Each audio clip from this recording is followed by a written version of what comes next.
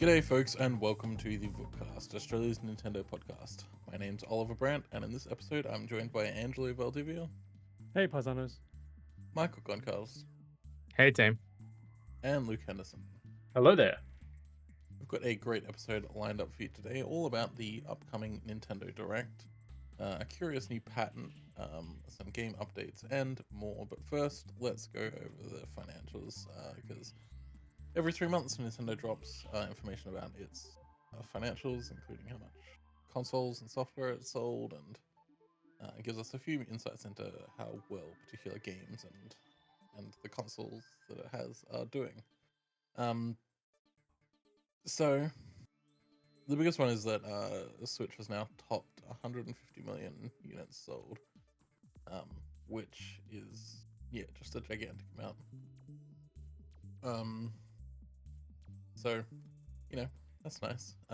Of that, 96 million are the original model Switch, which includes like the launch model and the red box revision. 25 million are the Lite, and 29 million are the OLED, because the OLED is the best selling of the three, basically since it launched. So the Nintendo Switch now accounts for 35% of all home consoles sold by Nintendo, and it's been on sale for more than 1,000 days, longer than the Wii, which is their second best home console, and it's like within a stone's throw distance of overtaking the DS, right? Like 3.4 million or something is what it's behind by from the DS. So it will almost certainly, by the time it stops being produced, will be the best-selling Nintendo console ever. I mean, Nintendo could do a PlayStation and find 7 million more consoles sold 15 years later. That was so lame. Like, genuinely lame. Yeah. Anyway, so we also got a couple of some minor details about games that came out during that period. So Mario Party Jamboree, Super Mario Party Jamboree rather, sell-in rate was 6.17 million, which is one of the best selling of the entire Super Mario or the Mario Party series as a whole, which is fantastic. Mario Kart 8 Deluxe still selling, sold 3.08 million copies last quarter. Somehow there are people out there who don't own it, and it's about 20 million more than Animal Crossing New Horizons sold, which is just what you can kind of see with that, like why Nintendo put like Mario Kart in the Switch 2 trailer, because man, like 8 Deluxe has just been going back gangbusters the entire time. Yeah, like if 1/5 of the people who own Mario Kart 8 Deluxe buy Switch 2 for the new Mario Kart within the first year, that's 15 million consoles easy. Yeah. So I wouldn't be amazed if when Switch 2 launches, if the new Mario Kart launches with it, which I assume it will, if it's almost perfectly a 1-to-1 attach rate. Like, it's just every console sold has a copy of Mario Kart. Yeah, pretty much. I mean, we saw that with Breath of the Wild, and like the first month of the Switch being on sale, is that it had an above 1-to-1 attach rate for Switch. There were more Switch copies of Breath of the Wild sold than there were Switches sold, which was just wonderful.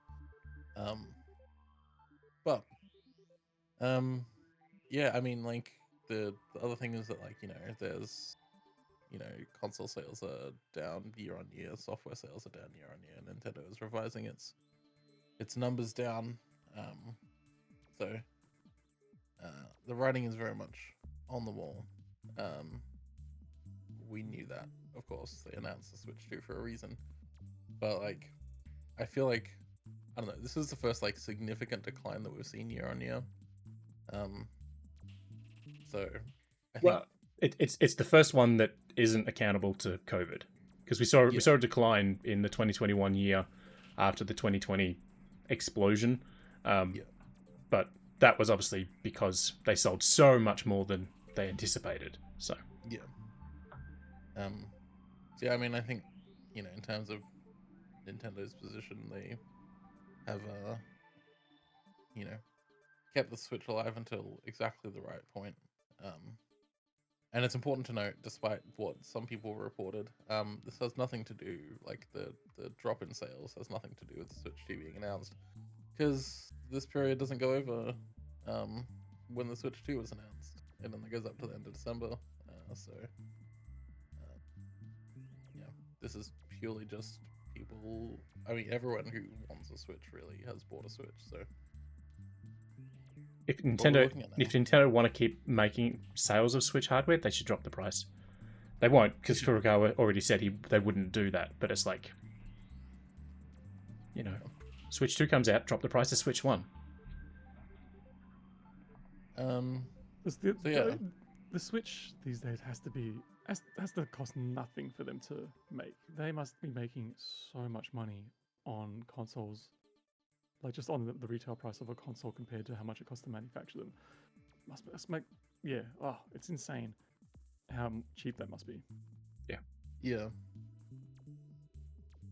But, I mean, that's kind of like how the whole, production of a console works, right? Is that like, it's like razor thin margins at the beginning, but then like, it gets cheaper and cheaper and cheaper, which allows you to funnel more money into like R&D for the next console and manufacturing and all of that shit. So, yeah. Do we think this obviously prior to the Switch, PS5, Xbox Series X, every console generation had a price drop at some point, right? They brought out like a slim model, whatever the hell it is, right? And they had a price drop, and that's not happened this generation. Do we think that that's just dead forever now? It didn't Well, have for another everyone. Wii U for us either.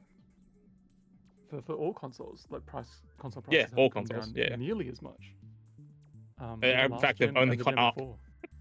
Yeah, like the last gen, like the prices barely went down at all. And then this gen, they've increased. I think they're done with price drops. I don't think they see the value in it anymore, because like Xbox is a weird one, because the whole thing is you can play Xbox games on your bloody fridge now if you have the right fridge, right? So for anything like that, I think they don't care about price drops so much, because the people who are going to buy the console are the people who want the console, not necessarily the random buys. Sorry, Angelo, when you're rubbing your eye and the video broadcast camera like panning just Sorry. went totally whack and just was like Sorry, everywhere. my eyes have been fucked all morning, so I'm just constantly rubbing them. PlayStation obviously won't, because they up the price, and then they put it on sale down to what it was, and it's like and then they took out hardware, and then they started selling hardware separately, but they didn't actually start providing enough of that for people to buy, so scalpers got in. So PlayStation's doing everything wrong on hardware for me this generation. But I mean, I still remember when the GameCube dropped to $99, right? Because they weren't selling it, so they dropped the price. It's like, okay, cool. The opposite's happening. The Wii U, we never saw a price drop for the Wii U. I don't think it got one globally, but we definitely didn't see a price drop. The Wii, I think at one point dropped down to $99 here on sale, but we never saw anything for the 3DS after their first price drop. That never got any cheaper. So I think Nintendo's at the point now where they know people will buy their consoles regardless of the price, and for that reason alone, they won't drop the price. Except the Wii U. Except the Wii U. Just the general culture with tech and just across the board is completely different now. Like the expectation is that you spend more on your tech. Like it's just generally acceptable that we spend thousands of dollars every couple of years on a new phone, on a new graphics card, on a new television, on a new game console. Then there's the subscriptions that run along with it. Like we are just so normalized to just funnel so much money into tech these days. Whereas 10, 20 years ago, it was not like that at all. Like you would buy one game, maybe your family had a subscription to pay TV of some sort. Maybe you had the internet, and you'd get one game every couple of months or something like that. Whereas nowadays, like we just blow all of our money on tech. Yeah, man, $99 GameCube. If only we knew. If only we knew. It's generally like it's part of the reason that we're seeing like in the tech space like so many people like advertising fucking AI shit and all of that, because like the way that like hardware isn't getting substantially more powerful, so you can't really sell people on features and shit. like that anymore. It's like, oh, it's more capable, whatever, right? Because it's as capable as it was with last year's model, right? If you buy a new, like, Samsung S25 Ultra, which just got announced, like, that's not going to be substantially more powerful or even noticeably more powerful for most people than last year's model. So that's like part of what has driven this AI boom, is that like it's something that they can sell to people. It's something that apparently adds value, which it doesn't. Like, let's be real. AI is just complete scam. bullshit that does nothing. But that's part of the reason I think that it is getting so big, and I wouldn't be surprised if we start seeing, like, in the lead up to, a PlayStation 6 in a couple years. Hopefully the AI bubble has like fucking well and truly burst by then. But if not, I would not be surprised to see like AI mentioned in a lot of that advertising. It's like AI this and AI that. PS5 Pro has an AI upscaler already, so Yeah, but like I wouldn't be surprised if the PlayStation 6 has like a full-on like ChatGPT AI assistant. Like it feels like the kind of shit that we would be seeing if like a PS6 was launching this year. Whether or not in 2 or 3 years when a PlayStation 6 does come. see, I think Oh, I just lost Michael. Yeah, that thing that we said would happen, where my video froze, it happened.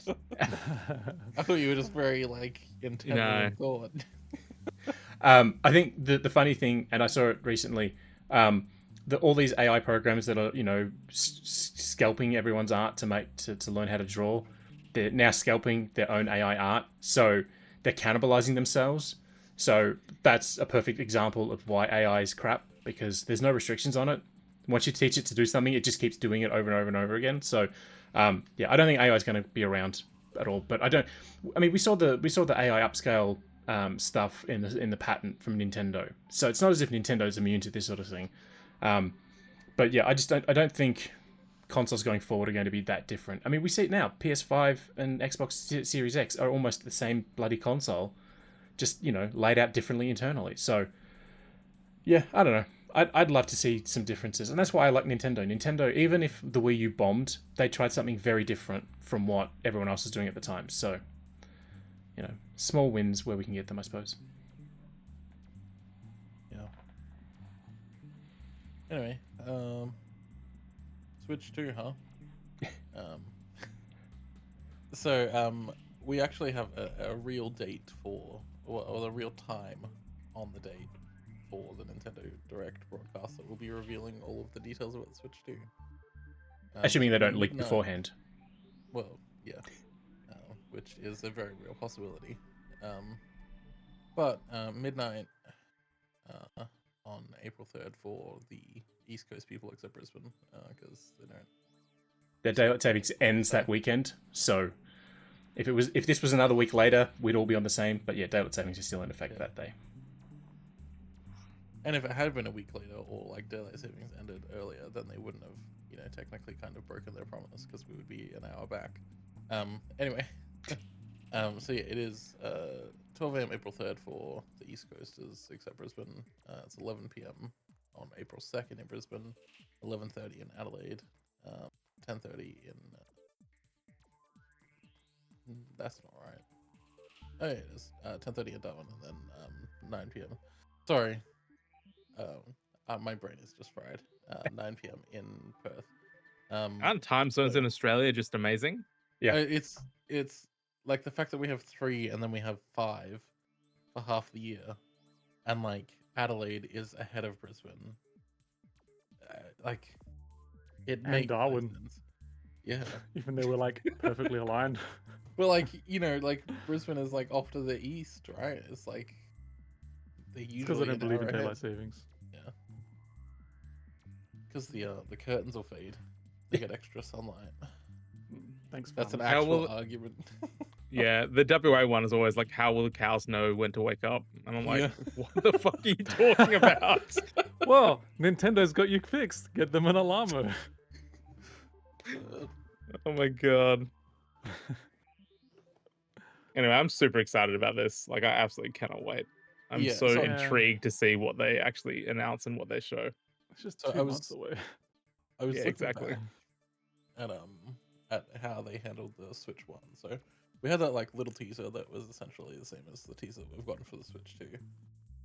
Oh, And I would they argue had- that one, the original teaser blew everything out the water and yeah, kept us of course. really Yeah. guessing.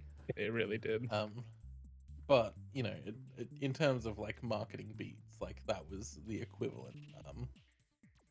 They don't need to sell us on a lifestyle anymore, so you know, the simpler trailer is good. But then when it came to like the full reveal and stuff, they did a more technical focused presentation where they talked about all of the things that Switch can do, and then revealed the price. And then the next day they did a treehouse presentation going over the games that would launch with the console. So they showed off Breath of the Wild and 1-2 Switch and snippet clips as well. And then I think they talked about a couple other things as well. This Did I they? expect. I can't remember. Did they announce the release date on that reveal video? Yeah. They did. So yeah, in, okay. in the giant presentation, we got box contents, games, release date, price, and I think the only thing they said was pre-orders would open soon, because that's a weird thing that started happening back then. Is you can't pre-order it now that we've announced it. You got to wait till this date and time. So, yeah, but everything else was. Walked into my local EB and slapped $50 down on it anyway. Yep. Because EB will take money for this- everything. The Yeah, but except for Stabathon. they don't do it anymore.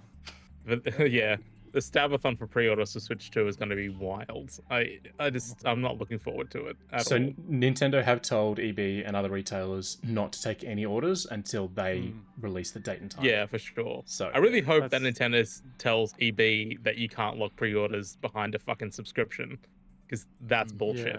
Yeah. Well, if they do, I'll just literally walk over to JB Hi-Fi, which in the Adelaide CBD there is one literally like 5 Yeah. meters across the way. I will not. games. I will not think that you will have the ability to pre-order one in store. I would hope so. You would need to do it online. Like it I was don't. insane. It was insane to Yeah, me sorry. when I went in like the day after the Switch. That whole morning was just such a wild moment for me. So like I just walked over to EB Games. There was already a massive line outside. And I'm like, oh, everyone's here to put a pre-order on the Switch too. They all saw the same thing that I did, and they're all in the same mindset that I am. This is cool. Standing there in line, people are like freaking out because they can't get this one thing that they're all waiting in line for. I'm like, what is going on? And then like I asked the person behind me, like, is everyone here like lining up for like the Switch 2? And the guy's like, what? No, we're all here for Pokemon cards. And I just looked at him, I'm like, what? You're like, I'm here. What I'm is- here for Lee Carvalho's putting challenge. I was literally just like, I beg your pardon? And he was just like, what, you're not here for Pokemon cards? I'm like, no, I'm a grown ass man. What are you talking about? I'm here for video games. And so yeah, and so like I finally get to the counter. I'm like, yeah, everyone's just like getting pissed off because they couldn't get like some, I don't know, I don't care. And so I finally get to the counter, and then I asked them, can I put a pre-order on the Switch too? And the woman seemed so relieved that I was asking about something else, and she was like, no, unfortunately you can't. Like, we're not taking any pre-orders for anything. We have to wait until we officially get the word from Nintendo to be able to do that kind of thing. And then she said something to me that almost made me sick. And I'm sorry if people here like the website Press Start, but she's like, oh, just keep your eye on like websites like Press Start, and they'll tell you like when to put pre-orders on. I was like, no, thank you. I'll Head keep to subscribed to Vookcast.net. I'll keep subscribed to books.au/Nintendo. But yeah. You jump over the counter with your Vook's ring and just burn it into her skin. Yeah, just put a cigarette out in her eye. Yeah, that was just a Anyway. wild moment, and that's when I was messaging you guys. I'm like, dude, what's going on? What is this Pokemon cards? And then that's when I jumped on the Blue Sky and I saw that like people in Walmart are like storming. Yeah. Sorry, people are storming Costco's trying to get. That morning, my Pokemon cards? TikTok was all about like just like you said, grown-ass adults just stabbing each Yeah. other for this Pokemon like- set. It was I'm wild. like, what is going on?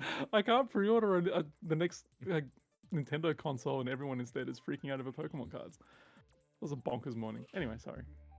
Yeah, That was my story. that was wild. And then I didn't even get the Pokemon cards, even though I stabbed like 3 guys. So, like, what's the point? So you I'm obviously actually stabbed the in wrong jail people. right now. There's a whole gacha system now. Ollie, you need to stab the right person to get lucky. hmm Yeah, that's No. what it is. I mean, so I have a local card shop near me, and like the guy there, like I'm a regular there, so I like asked him, I was like, hey, are you getting this in? And he's like, I can order it in like for the regulars, but I'm not stocking it because every time I do, people just like it gets posted online, and then like 40 people get the travel up crazies. from Hobart to like try and get it and buy out the stock. So he's not stocking it at all. But, yeah. Anyway, my point was that this direct is probably going to be a combination of those two kinds of presentations. It'll probably go over all the details of the hardware and what it can do and shit, and then also show off the games and stuff.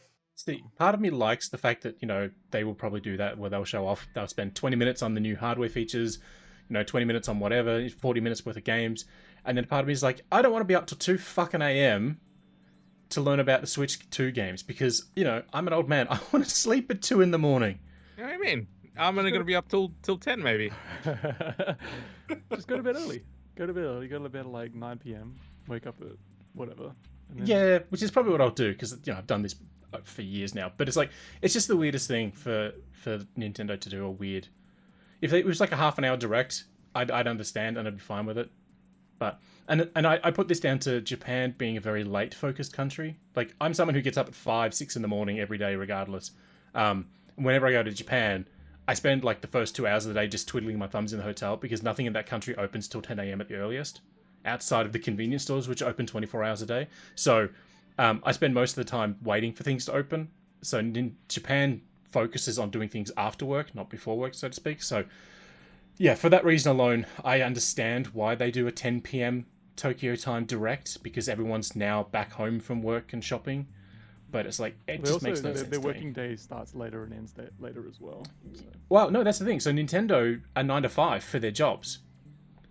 So a lot of the game companies themselves like 9 to 5. But a lot of places do start a bit later. Yeah. Like 11 till 9 p.m., which is a bit much. What was wild for me? Sorry, I'll just quickly, when I went to Japan, like the wildest thing was that like I would go out at like 2 a.m. Because I was like hungry and here's something to eat, and there would just be hundreds and hundreds of people just like walking around like at 2 a.m. and like this was just like on a fucking Wednesday night. It wasn't like it was like Friday night and everybody had just clocked off work and all of that shit. There's just so many people around on just a random Wednesday night at 2 a.m. Yeah, Angelo, go. Just want to point out that Mark was frozen again. But God damn it! Why is it always in like the most compromising position as well? Good times. Like, honestly, like such a banger, like album art. Yeah, that's totally an kidding. Album. I'll reset it. Good episode. Nice. I think it's interesting. Looking at what we know about the Switch 2, or what we don't. Kind of going into the lead up to this presentation, there's no real mystery as to what the console is, and I don't even think there's much of a mystery to what Mario Kart 9 or whatever it's going to be called is, or 10 or whatever, because the thing that really made the Switch launch special, the two things actually, were the console itself, obviously, because it was just something we hadn't seen before, it looked insane, etc., etc. But we also had Breath of the Wild that we've been waiting for years. That was teased in what? Originally 2012, 2013, something like that, for the Wii U. There was that E3 demonstration with Aonuma with Link on the hill, and then it turned to gameplay and he was chasing the Guardian or whatever. So for years we've been waiting for this game, and then like when it comes to Switch 2, like there's just no real big enigmatic thing that's like got everyone guessing at this point. Like with Mario Kart, like all we've really got is that Donkey Kong space is different and that there are 24 starting lineups at the beginning of the racetrack. So I'm really curious to see if Mario Kart is going to be their big like, whoa, here's the Switch 2 like game, or if there's going to be some other big cultural moment that they're really just kind of like holding their cards close to the chest for. Because I think if they don't have something for that, I think the launch could be a bit of a like awkward first step for this console. I assume Metroid Prime 4 will launch with it, but that's not going to be a big. Well, it's big for like, a certain subset of people, but it's not big for Nintendo. Like, it's gonna just be a thing. But like, I guess maybe they'll show off a new Mario, and I don't know if it's gonna launch like day and date, but like I'm assuming a new Mario, like Odyssey 2 or whatever they're gonna do, will come out. But I don't know if it'll come out day and dates. Yeah, because that's the thing, right? Because like with that Switch sizzle trailer, like they showed off like a bunch of games that were already out, like Skyrim. Like we already knew we've had Skyrim for years at that point. But yeah, they showed Breath of the Wild, which we'd already sort of seen very, very small snippets of. and then they showed off like one clip of a new Mario game that we knew nothing about. Whereas with this, so far we've got Mario Kart, which is going to be great. Don't get me wrong, but like, it's not really a series that I feel like can really reinvent itself so drastically like Zelda basically consistently does, in a sense. Didn't you hear the new yeah. Mario Kart's going to require you to do engine maintenance between races? It's what the new controller setups are for, so you can like turn the wheels and. I would not like that at all. But, Yeah, I mean, I just think it's interesting. I just think it's really interesting to see what Nintendo is going to pull out of their hat. we're for almost launch of certainly this going to one. see a new 3D Mario. A new Splatoon will almost certainly be announced. I want to see a new weird Nintendo game. I want to see another Arms. Like, Oh, I never bought Arms. I played a little bit of it, but I want 100% something weird gonna like be that. especially want with like the mouse con we're going to talk Yeah, about. well, I in a want a new second, like, snipper clips. Damn it, I want that. That's what I really want. That game slaps so hard. Yeah. Yeah, so we'll get into the next story now. Yeah, So let's do it. there were some patents that Nintendo applied for and have been made public now. That show off a whole bunch of stuff about what seems to be the Switch 2 Joy-Cons. Also, are we still calling them Joy-Cons? Like, we don't know if that's what they're going to be called. It's not. It hasn't been named anything by Nintendo. But we're just calling them Joy-Cons just for convenience sake. Yeah. I'd be amazed if they went away from Joy-Con. Like, I think it's such a brand now. Like, it's as much of a brand as Switch is. Like, yeah, I mean, Nintendo, please learn some things. when Labo came out, they called them Toy-Cons. There was the Ring Con for Ring Fit Adventure, not Ring Kong. It's nothing to do with Donkey Kong. So I'm pretty sure they're set with the con style of things. So I don't see them changing that. Just because, will they call it Joy-Con 2? Maybe. Will they call it Joy-Con Plus? Something like that. I can see it. But yeah, the Joy-Con name I'm pretty sure is here to stay. Joy-Con with Motion Plus. No. So yeah, it does seem to confirm the mouse mode, the thing that everybody picked up Snapcon. They should call them Snapcon. Sorry, go on. Snap him with a magnet. Yeah. According to this, there's an NFC reader in the right Joy-Con, which, the same as the first Switch. So Amiibo support is likely. That's not surprising. Like, it is like a magnetic coil and like a half-cent chip that reads Amiibo. So, it would be very surprising if they didn't have it. There is a larger trigger on the Joy-Cons that can be used for the in mouse mode as the right-click button, which makes sense. But yeah, like the IR sensor has been removed, which is sad for the 2 games that used it. I think there's about 18 games last I saw had support for it, but there's only one game, and I put game in quotes there, on the eShop, and it's called like Night Vision Camera, and the whole point is it just uses the IR sensor to pretend it's an infrared, like a night vision camera. That's it. Every other game, it's always just an additional option thing. It's never like required for it. So, but if you're playing Resident Evil Revelations, yeah, you can't reload the gun. Arguably has the coolest use of that, which it did not like. That is like the least useful, least interesting use of that technology, right? It's like, this is like a depth sensing, fucking infrared camera, and they're like, oh yeah, detects if your hand is touching it, so you can reload a gun in Resident Evil, which you don't need to do all that often anyway. Anyway, yeah, so it does seem to confirm the mouse con theory, which is not surprising. We all kind of knew that was coming. From leaks and from, I mean, even in their reveal trailer, they definitely highlighted the mouse con mode with the strap tailing behind it as they sort of skated across the desk. So there is an interesting split controller that they showed off in the patents as well,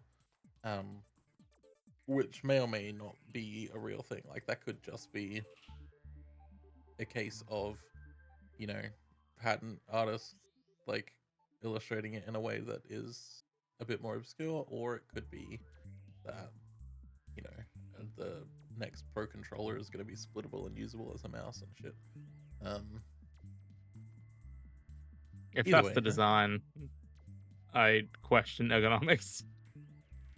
yeah. I mean, that design, the one that they've shown there, looks like utter dog shit. It looks like but- somebody's idea of a controller from the 90s. Yeah. But anyway, yeah, MouseCon seems to be confirmed, which is excellent. So excited for MouseCon if it's real. Yeah. It's like one of those things where, like, we brought up Splatoon before, and like I enjoy playing Splatoon like with the people that I've played it with, but like I'm just so bad at controller and like motion controls that like it Yeah. for me anyway, it actually hinders the enjoyment of the game because everyone else is like sniping me from across the fucking game board, and I'm just like, "Hello, I am Inkling," and just like moving in the back lines. So like being able to play with mouse if it is supported would rule. I would love that.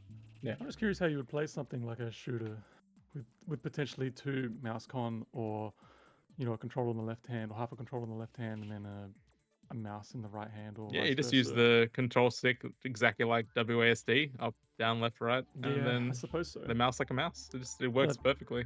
MouseCon is interesting their how- attempt just to make sure people use tabletop mode. Well, it's interesting because in the pattern here they've got the hands positioned on top of the mouse con mode or whatever, and the fingers are specifically hovering over the thumbsticks rather than the buttons, even though the buttons are listed.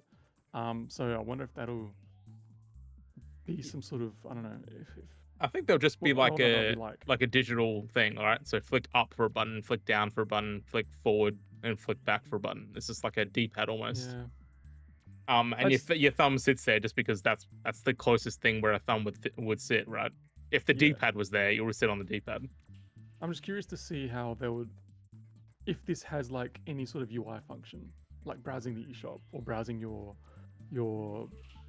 Switch system or something like that. I wonder if it will have like any genuine effect on that. Well, Um, see, the other thing, right, is that like there's obviously no scroll wheel in between the mouse buttons, so you could use the right stick as a scroll wheel up and down and left and right. In situations like if you're scrolling the eShop, you could just switch to mouse mode and hold down on the joystick to scroll down. That would be interesting. That's fine. But also- I'm sure within 6 months of the console releasing, Hori will come out with a proper Joy-Con that has a scroll wheel attached to the side of it for some Could reason. you imagine the gross Steel Series like accessories and stuff like that you can get for this thing? You But, can make R1 capacitive, and you can just literally scroll Yeah. your finger down R1 to Yeah. scroll if you need to. like work. One thing that's not really a thing really, but in the patterns here in the images for the right Joy-Con, they don't have that little C button in the design. Yeah. Hmm.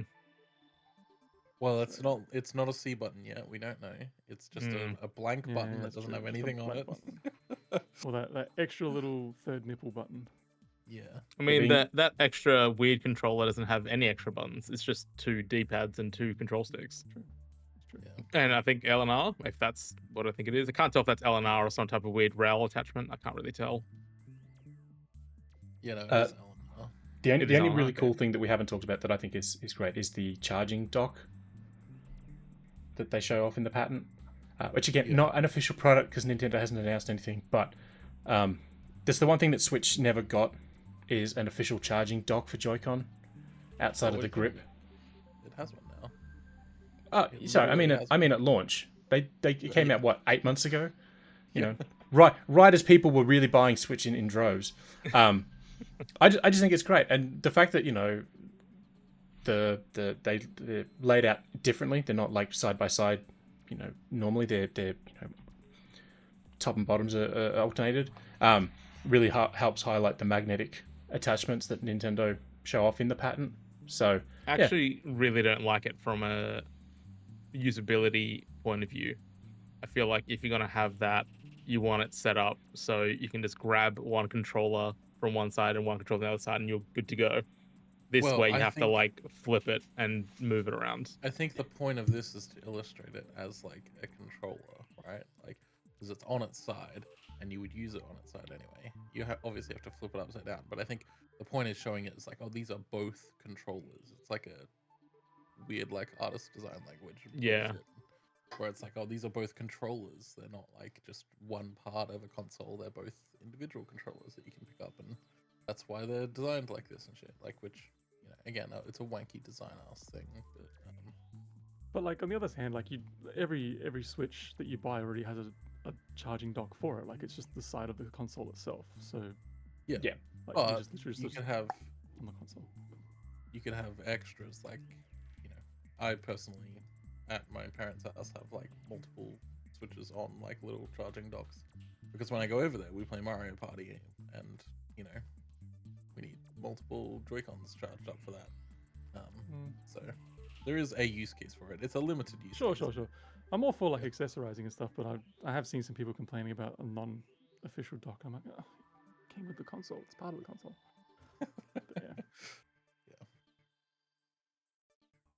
yeah. Yeah, that's there's not really much more to talk about on that. Like, we're gonna get like teensy bits of details between now and April. So, you know, keep listening, and we'll go over all of them and try to make long segments out of like, oh, Nintendo revealed that the C is actually on the button. Like that's what's happening next. I feel like so much is gonna leak before April 2nd. Like so much. I don't know. Nintendo's been like really good about the security of its presentations lately.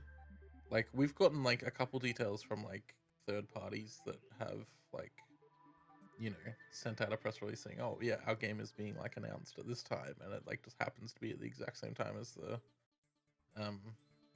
Nintendo Direct.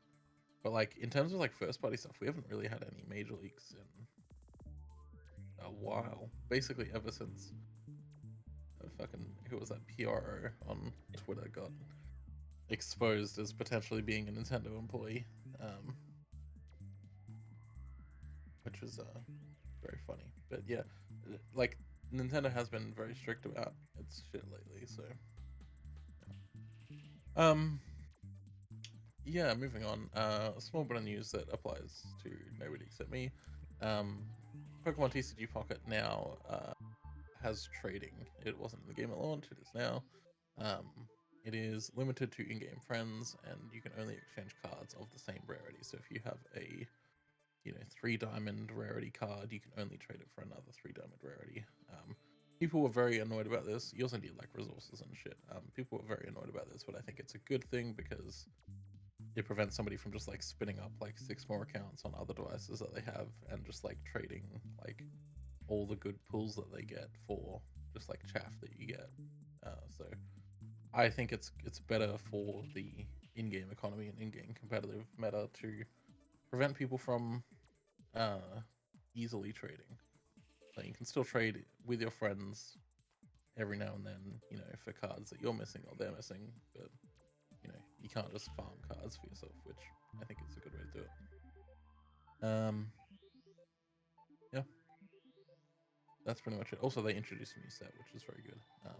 But yeah. The only upside I see to that game, you don't have to stab someone to get a card. Exactly. It is genuinely like eliminated all of my interest in buying physical cards. Like, I haven't bought a new pack of Pokemon cards since the game came out, because it like, you know, I get that dopamine rush when I log onto my phone each day, so why do I need to buy it in person too? Yeah, they really perfected the like card opening experience. Anyway, that's it for our regular news. We'll go on to our NSO updates for a second here. So there's a few Super Nintendo games. There's a Nintendo 64 game and a Game Boy Advance game coming very soon. So Super Nintendo, we have Fatal Fury 2, Super Ninja Boy, and Sute Hakun. I've almost certainly butchered that, but that last one is really interesting because it was originally released on the Satellaview, which was Nintendo's satellite attachment for the Super Nintendo. It was later released as not as a cart exactly, as something. Nintendo had this system in Japan where you could basically go to like a Blockbuster and then load a game onto a floppy disk that you could play on your Famicom disk system, and that was how this was eventually released as well. But the fact that they're even like looking at Satellaview games is really exciting because there's a lot of games that have just never been accessible outside of their Isn't there a port. Zelda re-release of like the original Yep. NES or something? Yep. Yeah. And there's like, so yeah, there's a Zelda re-release that was like in the Link to the Past engine, which is wild. But then there's like also like a Link to the Past sequel where like you create your own character, and like just wander throughout the world with that. But yeah, there's a lot of really interesting Satellaview stuff that just like obviously never released outside of Japan, and didn't ever get released beyond the satellite broadcasts. So yeah. Also, Fatal Fury 2 is quite nice. The just last week I think it was. When was that? Ridge Racer 64 came out. Yeah, last week. Yeah. Which is the first Ridge Racer game on a Nintendo platform. Everyone go to 29 seconds on the video and press play. On Ridge Racer 64? Yeah. Or, what's this gonna be? 29 seconds. Nice. Why? Why do they do that? Just the weird, sexy eyes. Yo, that's so good. It's in like it's like 240 pixels in like half a frame per minute. It's so awful. Genuinely, like The game has that weird NVIDIA broadcast eyes switch on. So it's actually from the intro movie of the game. When you start the game up, Yeah. it's from that. But I love that like there's just like one guy at Nintendo America who's like making all these like Nintendo 64 trailers and just having the time of his fucking Totally. life. It's so good. And yeah, in next week, just a few days, Wario Land 4 is coming to the Game Boy Advance service, which is so good. That is a really, really fantastic game. Wario Land 3 is already available, and 1 and 2 aren't, but hopefully soon. That would be nice. Alright, what does everybody think of this particular batch of games? Are you like logging on to... I haven't actually heard any complaints. I would think like Ridge Racer is one of those things that could get complaints about like emulation accuracy and shit, but I haven't heard any complaints like you usually do with... I haven't heard anything. People Yeah, haven't heard neither. anything positive or negative. I think people are just like, Yeah. okay. Well, yeah, I think I'm that- assuming I think that's it's where we're at. largely solid. With NSO games, everyone's just like, okay. Yeah, pretty much. Like, I mean, I'll contrary play 'em. to the guy making the kick-ass trailers from Nintendo of America every 6 months when they deign to release a Nintendo 64 game, I think people are just over the drop feed. I think people would be just happy to say if Nintendo said, hey, here's 50 N64 games now, shut the hell up. People would be like, yes, thank you. And they'd be fine. And I think if they just keep doling them out, people are going to be just like, okay, cool, thanks. When they drop random important game that somebody loves, I can't think of one that's not on there, people will probably freak out.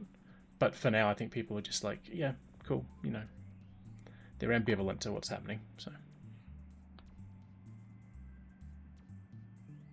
Alrighty. Let's move on to our feature discussion then. So, in the lead up to Switch 2, we are going to be having a series of discussions about the Switch and its games, its hardware, etc., etc. And what we liked about it, what we didn't like, and this one we're just talking about first-party Nintendo games. So Nintendo published a lot of games on the Switch. I think I saw the other day that there are 72 first-party games on the Switch, or Nintendo published games. There's actually more than that, because there's 67 of them have crossed over 1 million. There's about 20 that haven't sold 1 million. Well, so there's 72 is the number of ones that have crossed over 1 million now. Okay. According to additional data, yeah. So 72 have sold over 1 million copies. 72 games over 70. That's an average of like 10 games a year selling over 1 million copies, which is just wild. Yeah, so we're gonna go through the release history of first party games on the Switch and talk about the games that released and whether or not we enjoyed them. So Luke, take us through it. You've prepared. Yeah, I just want to point out, Luke prepared a 34-page PowerPoint presentation. Yeah. If you're very well done. If you're listening to the audio version, I do apologize. We might put this up on the site so people can download and have a look themselves. But basically, I was just curious about, how many games Nintendo have released over a year. And I was like, oh. And then I started going through it and I'm like, oh, some years, the quality wasn't like up like Zelda Mario level, but they still had a good, decent cadence of releases. And more surprisingly, a lot of these games aren't made by Nintendo. Some of these games are made by third parties that, Nintendo have just done publishing duties on. And some of them have been made by third parties so Nintendo owns the IP, but somebody else made the game itself for Nintendo. So yeah, it's all over the place. But of course, we kicked off on March 3rd, 2017 with Breath of the Wild, Snipper Clips, and 1-2 Switch, which was, a very unique lineup for a game console to launch with, because as Angelo said, we'd seen Breath of the Wild for years at that point. And apart from the people that got to go to the hands-on sessions after the original reveal presentation, this was the public's first time generally playing Breath of the Wild after years and years of teasers.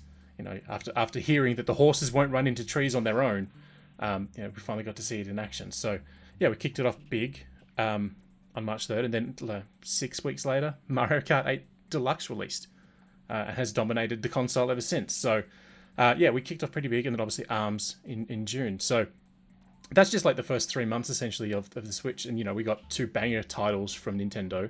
Snipper Clips, which everyone who plays Snipper Clips loves it. Everyone wants more Snipper Clips. So they did do a DLC expansion. So we got, I think it was more shapes for the characters and more levels, but so people love Snipper Clips. Yeah, and then obviously we got ARMS. And ARMS did have a fair bit of post-launch support. And then it had no legs after that because it dropped off. And we haven't we did get a ARMS resurgence when Min Min was added to Smash Brothers. We did. So, yeah. Now you'll be lucky to get an online game in ARMS because that community is well and truly dead at this point. Well, Nintendo stopped supporting the game in like the end of 2018, so that makes sense. Yeah. But yeah, I mean, just again, 2017, just the launch year alone for Switch, and I'm just saying calendar year, not the 12 months and all that sort of stuff. But Zelda, Mario Kart, Splatoon 2, Mario Odyssey, and Xenoblade Chronicles 2. Like, in terms of big releases, even if you're not an RPG fan or a shooter fan, there's still, you can't deny that's a pretty banger lineup for the first 12 months of a console. Yeah, it had a little bit of everything for everyone, which I think was really necessary for Nintendo coming out of the Wii U, is that they needed games that would appeal to the widest group of people. So they had a competitive fighter, and they had Mario Kart Deluxe, and they had the action-adventure open-world game, and they had the party game in 1-2 Switch, they had Splatoon as a competitive shooter, they had Mario Odyssey for 3D platforming, and then, RPGs, they had Xenoblade Chronicles 2, like, they really kind of hit the gamut on every possible genre. Yeah. So. And then there's Xbox, who launches their console but delays their first-party tier title a whole 12 months. But yeah, I mean, they didn't. I think for the first sort of 2-3 years of the Switch's life cycle, they didn't really slow down. They ported across Bayonetta 1 and 2 from the Wii U, which yay. People wanted new Bayonetta at that time, but it's still good. We got Kirby Star Allies in March of 2018, and then 5 weeks later we got Labo, and that was the first time that Nintendo had done something really weird again for the longest time outside of the Switch itself. So yeah, I will say I bought the Labo, the main variety kit box, and it's still in the box. I've never opened it. I went to a special Nintendo event to play it, and I took my niece with me, and she loved it. But yeah, I didn't buy the Robo kit. I didn't buy the VR kit. None of them like that. It's just I bought Labo for my nephew, who was pretty young at the time, and yeah, he loved it as well. Don't forget, there are, like how you said, at the time. That's terrifying. Because like, yeah, he's like 6 years older now, so Jesus. Yeah. But remember this. 7 years older. Yeah. Yeah, now he's just fucking dunking on me in Fortnite, so cool. Yeah, remember, there are 10 people out there in the world who have a cardboard themed Switch. Nintendo Switch that was never sold. It is a gorgeous looking console, and I wish I had one.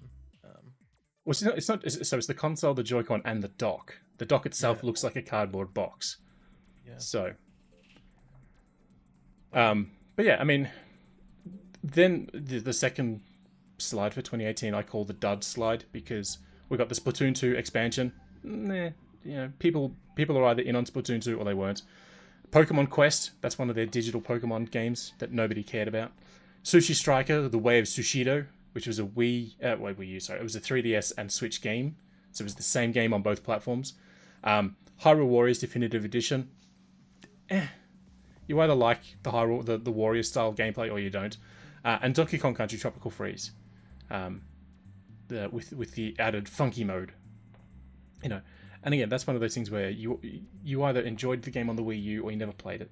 It didn't really do anything different. It was just a port of, apart from obviously having funky mode. It's insane that it took 7 years for the prequel to this game to come out to Switch. Yeah.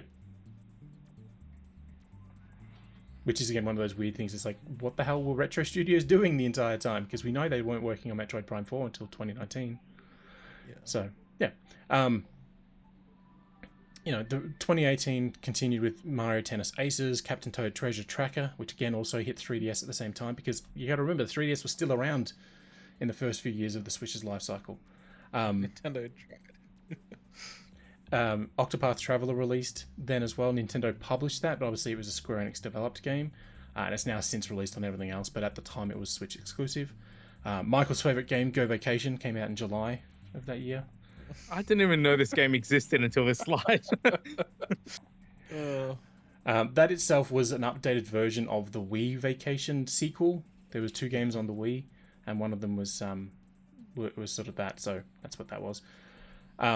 They ended 2018 with probably the biggest run of games that you could think of, with Mario Party, Pokemon Let's Go, and Super Smash Bros. Ultimate. Yeah. And which is DLC for Xenoblade, and the start of the Fighters Pass and Smash as well. That was just a wild 3-month period where everybody was eating well. And again, like the Pokemon Let's Go Pikachu and Let's Go Eevee, if you're not a Pokemon fan, you didn't care, but there are some, we'll get to it in a bit, but there are some where we had Pokemon in November, but the game before it was Pokemon as well. It's like, okay. Yeah. And we've played Mario Party on stream a few times, because it's Mario Party. It's generally a good time. So 2019 kicked off with Fitness Boxing. Again, Nintendo published but didn't develop. Ironically, Nintendo only published it outside of Japan. Inside Japan, it was Imagineer who, as the developer, self-published. So that's there. New Super Mario Bros. U Deluxe. I just want to point out that Fitness Boxing has gone on to be a thriving franchise. There's a Hatsune Miku version. There's Fist of the North Star. It is, of all the games to become a very successful franchise, Fitness Boxing was not the one that I expected. But no, It's doing what Just Dance did on the Wii. It's sort of having that effect. Not to the same degree. Just Dance was pretty easy to make, but it's having that sort of... You wouldn't think it would make sense, but it does. So, March also saw the Yoshi's Crafted World game, which is the last time we saw Yoshi star in his own game, which is really, really sad. Because... It is, because it was a dog shit game compared to Woolly World. No, it's fine. It's fine. Crafted World is fine. It's just not Woolly World. No. Woolly World was such a great game, and it's really disappointing that it never got ported to Switch. Well, the developer of Yoshi's Woolly World and Crafted World obviously made the spiritual successor to Goemon in can't even remember the name, but Banako, whatever it's called. So Bakaru, that's the one. So they were busy making that, which I'm happy with, but it's like, don't think it took 4 years to make that one game. Again, when I was pulling this together, I completely forgot that Marvel Ultimate Alliance 3: The Black Order existed. It's the third entry in the Ultimate Alliance series. It's published by Nintendo, and it's one of the two console exclusive comic book games, because the other one's a DC game. So outside of the Spider-Man games for PS4 and PS5, which are now on PC, this is the last platform exclusive comic book game that I can think of. So yeah, that's interesting. I will say 2019 was like a great year for eShop titles, like Tetris 99, Box Boy and Box Girl, Cadence of Hyrule. Like, damn, what a list. We also got the VR Labo kit, and that's when we got the VR upgrade for Breath of the Wild. Got an update for added VR support, and I think Mario Kart has a Labo VR mode as well. So it's just a weird scenario to be in, where Nintendo officially supports VR games, but nobody uses it because they shipped it inside of a cardboard VR headset. So the VR box that has all the different modes you can use on it is wild.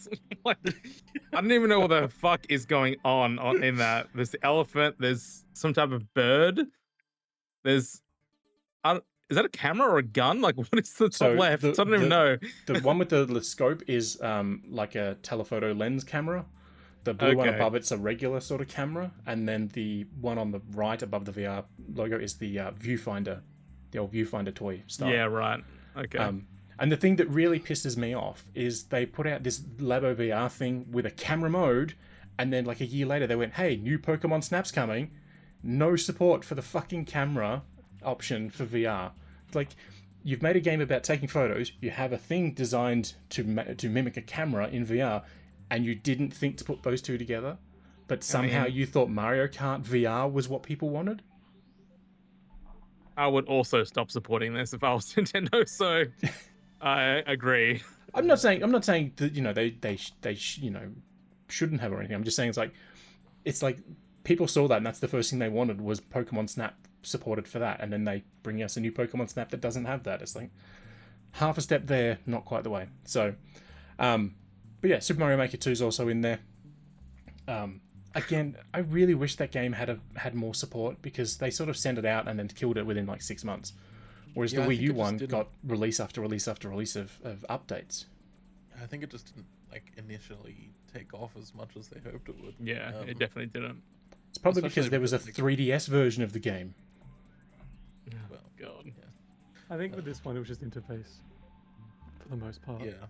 Yeah. Just didn't have a touchscreen, didn't have a separate screen or anything like that, which is what really made the original Mario Makers something special. Like this one, just more. You got a stylus, but then you had to like actually take the console out and do it, and then put it back in the dock if you wanted to play. You only got a stylus if to, you pre-ordered the game. Like, it didn't come with the game. Yeah. I feel like with a mouse con, I was about to say, different story. Might be that would rule. Yeah, I think Nintendo isn't done with the idea of Mario Maker, but I think they realized early on that like the Switch was not the platform for it. It would make me absolutely fall out of my chair laughing if the mouse con was specifically built because they wanted to make Mario Maker 3 and they realized they needed a better interface. The next sort of trio of games were Fire Emblem Three Houses, which sold absolutely bananas. It did. Better than any other game in the Fire Emblem series by a wide margin. Yeah. It was Nintendo's first dating simulator. Well, no, it wasn't. It was also their first Hogwarts simulator. It's their first hit. It's their first hit, yeah. I think it hit everything that, Yeah, it sort of had enough scratches across a variety of genres. So you didn't need to be full into Fire Emblem to enjoy it. If you were, you did. And if you were more of a dating sim type player, there was enough of that in there to scratch that itch. So we also got Astral Chain, which Platinum developed but Nintendo published in August, which so good. It's a fantastic game. And then the fact they just never did anything more. And again, I put that on Platinum with their weird behind the scenes stuff that's going on there.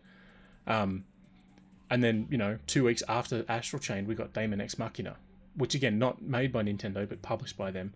And it eventually did come to other platforms. Yeah. So, and then Super Kirby Clash was the digital title of that period.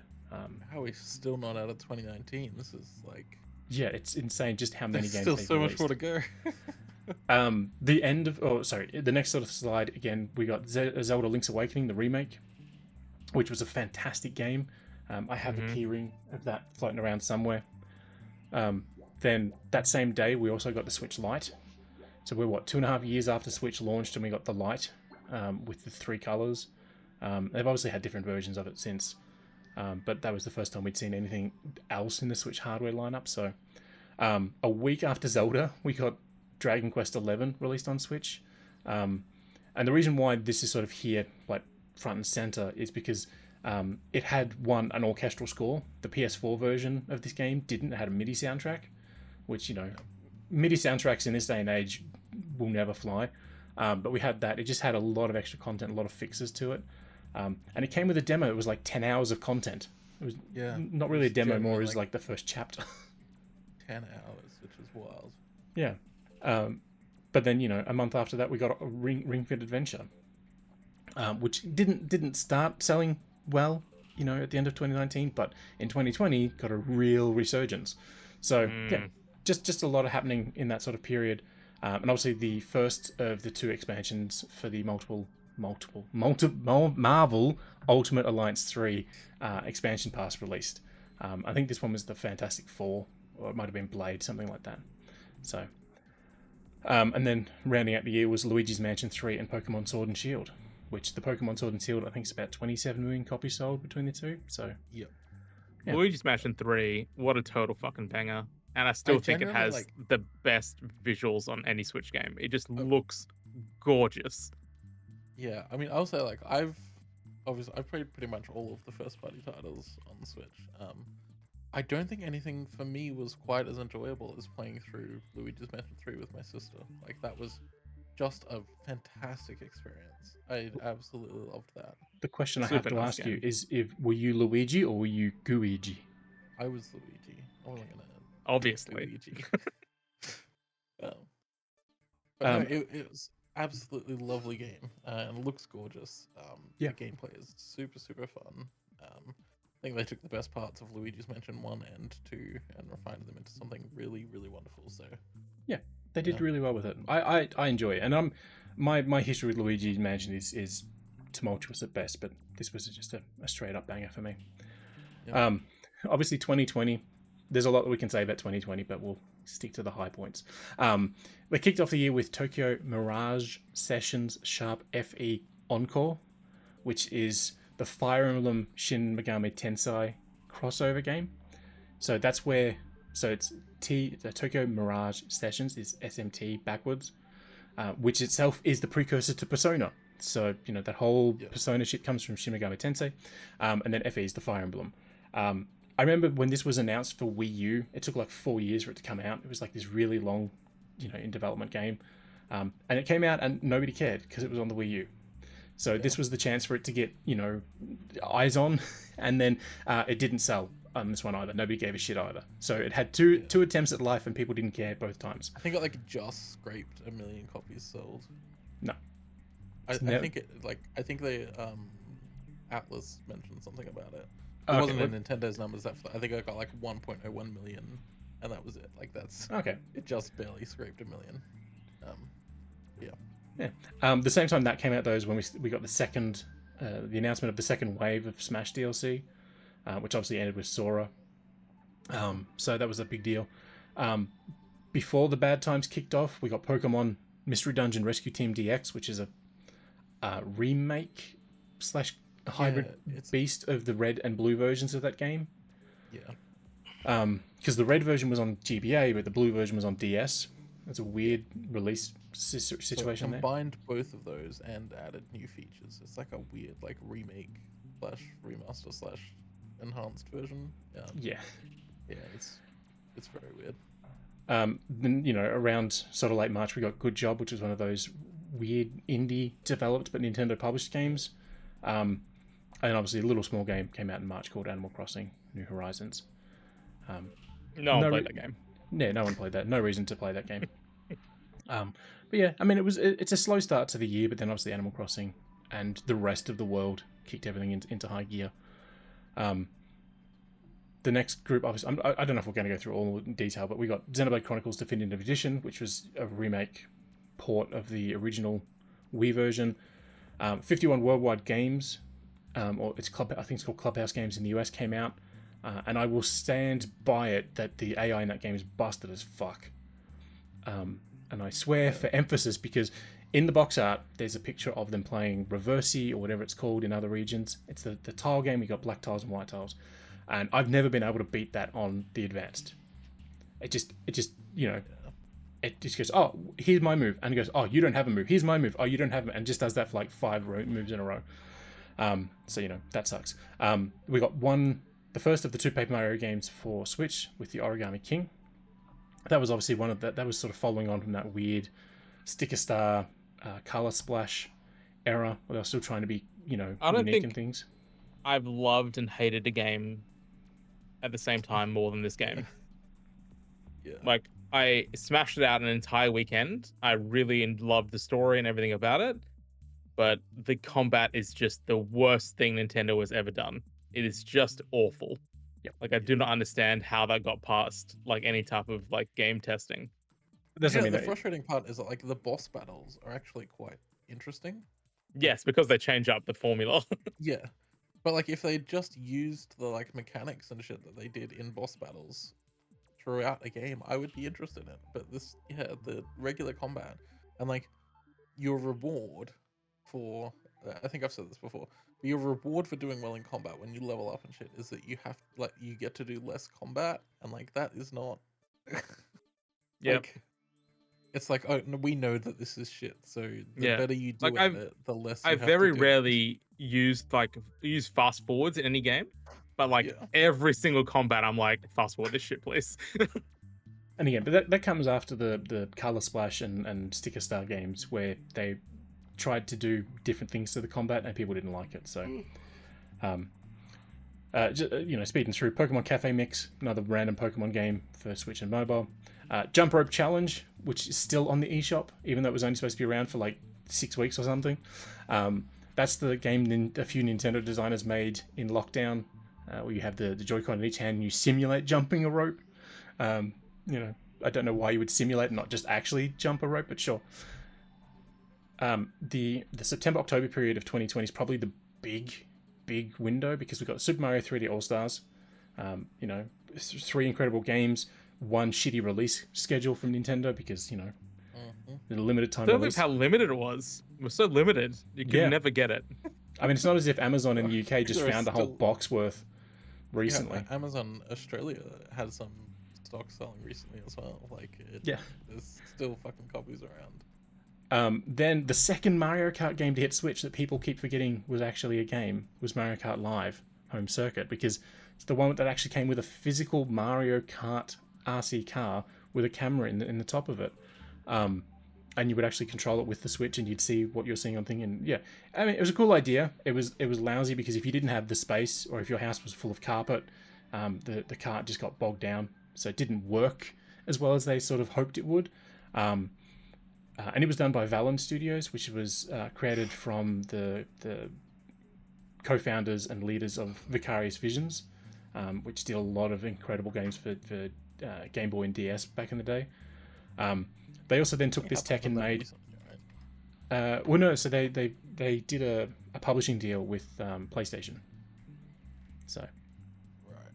but they also took this tech that Nintendo helped make, because if you go through the patents from NERD, from Nintendo European Research and Development, they actually got the camera. That was them. Big period for them, actually, because they also got the GameCube emulation working for Switch with Mario 3D All-Stars. So, but Valen took the tech from this game and made the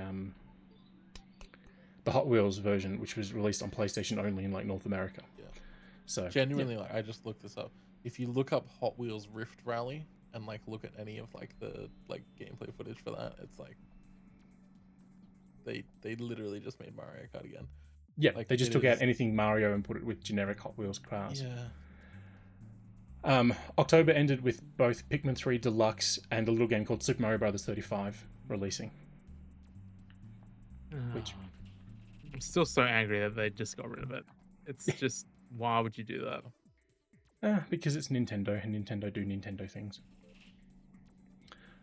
Strangely, also, we got the Switch port of Part-Time UFO, which is a mobile game for the longest time, and that just, like the past few weeks, turned off its in-app purchases. So on mobile, it's dead, but it lives on Wii U. On Switch, sorry. So, yay. And then 2020 ended on... I mean, the best way I can describe it is it's a big, sloppy, just ending to the year. Hyrule Warriors Age of Calamity. Again, if you're a Warriors fan, great. The only reason that this game sort of did decent-ish is that it's a prequel to Breath of the Wild story-wise. So the events of the flashbacks from Breath of the Wild with the Zonai, tech swarming over the Hyrule, that plays out in this game. That's the reason why the people played this game. At the same time, we also got the Fire Emblem NES collection, the collector's release for whatever reason. Just one random NES game ported to Switch, and then sold in a big box with an art book and everything. And then December ended with Fitness Boxing 2, which again, Fitness Boxing 2 has a very small group of people that love it, but yeah. And that's why I say 2020 ended with a bit of a wet splash of nothing, because this is what they came with. So, yeah. How are we going so far? Because I know we've talked about a lot of games, but also not a lot of games because there's still 4 years to go. I don't believe Nintendo released nothing. It's just so much shame. They did nothing with the Switch. No games have released. Yeah, I think we genuinely might have to carry this over into our next episode, because there's still 4 more years and the releases get more frequent from here on. Totally. There's a lot left. All right, so we'll just talk about. To be fair, this is only half an hour that we spent on this topic. Yeah, only. Yeah. We also spent 45 minutes on news when it was supposed to be 20. So yeah, yeah. So yeah, no. Look, I mean, obviously those first 4 years, they were fantastic. I mean, all of the Switch was fantastic. But man, 2019 was just so good for me. If I just go back all the way, let's see, Super Mario Bros. U Deluxe, not a lot of people liked it, but I mean, it's still a good game. It's just not what anybody wanted. Tetris 99 was a banger. I still play it every single day.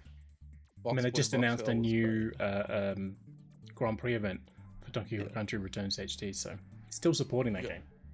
Box Boy and Box Girl, which was fantastic. I love the Box Boy series. Cadence of Hyrule, which is one of the best Zelda games ever made. Fire Emblem Warriors, Fire Emblem Three Houses, Astral Chain, Daemon X Machina, Link's Awakening, Dragon Quest XI, Luigi's Mansion 3, Pokemon Sword and Shield.